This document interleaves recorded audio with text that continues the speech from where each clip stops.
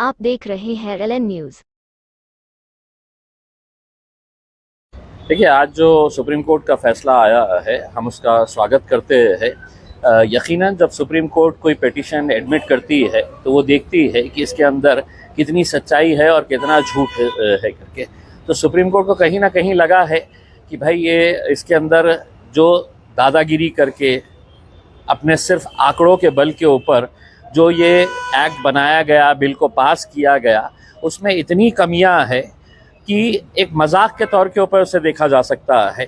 यानी कि अगर मैं उदाहरण दूं कि किसी ने ये साबित करना कि 5 साल तुम प्रैक्टिसिंग मुस्लिम, तो 5 साल का मतलब क्या है कि मैंने हर 5 वक्त की नमाज जो रोज़ पढ़ते हैं, तो जाके हमने मोदी साहब से सर्टिफिकेट लेना कि साहब मैं 5 साल बराबर से नमाजें पढ़ता रहा, मैं हज को गया, मैं ज़कात देता गया।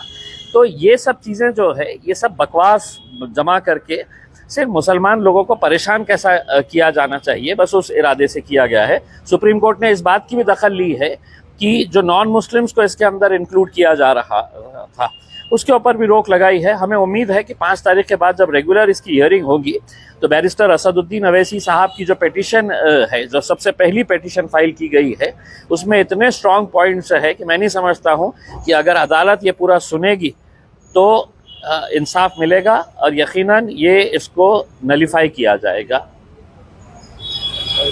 आप देख रहे हैं औरंगाबाद LN न्यूज़। लाइक करें, सब्सक्राइब करें और शेयर करें।